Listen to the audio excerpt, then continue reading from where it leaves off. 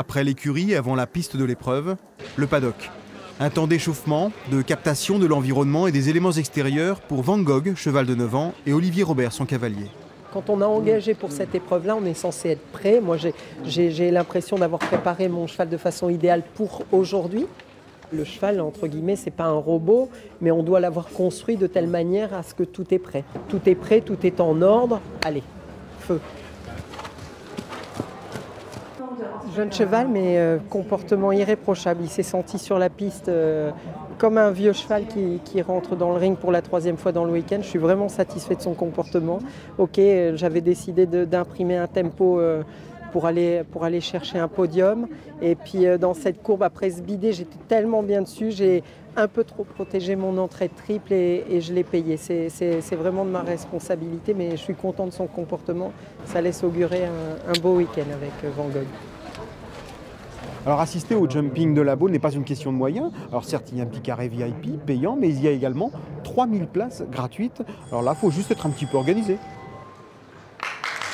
Quand je vois un cavalier, généralement, j'y mets tout mon cœur. Je fais allez, vas-y, toc, toc, toc. Donc on s'y met dedans, quoi. C'est l'obstacle aussi, vous, c'est ça. Que ce soit à petit niveau, où moi je trouve qu'on vit la même chose. Hein. On vit la même passion, on vit la même émotion. Même en tant que maman, moi qui ne monte pas du tout à cheval, moi je crois que quand je les vois monter, c'est toujours la même chose. Dès qu'elle voit un cheval, c'est le bruit du cheval et il faut aller caresser les chevaux, donc on est venu aussi pour elle. L'élégance des chevaux, la qualité, et moi j'aime bien aller voir les camions aussi, voilà. On rêve tous de venir ici, quoi, clairement.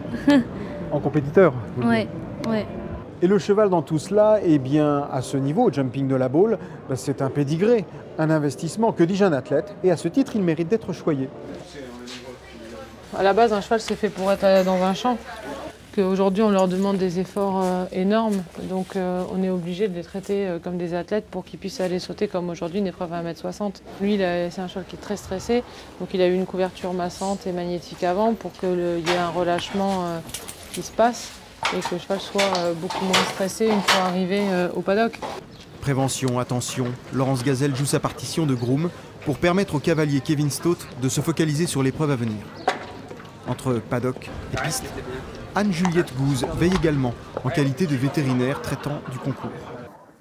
Ce sont des athlètes, ce sont des animaux sur lesquels on n'a pas envie de faire d'erreur parce que ça peut nous coûter en effet assez cher. On peut avoir des fractures sur le terrain, on en a déjà eu, on peut avoir des choses qui ne sont pas si faciles à gérer. Voilà. Et la pression qui vient, qu'il y a énormément de monde, notamment le week-end pour les grosses épreuves, c'est quand même une pression supplémentaire qui n'est pas si simple, qui s'ajoute en fait à la pression de bien faire notre boulot de tous les jours, qui est de soigner un cheval. Voilà. C'est comme ça. Les 16 épreuves internationales du jumping ont rassemblé près de 300 chevaux sur 4 jours à la Baule.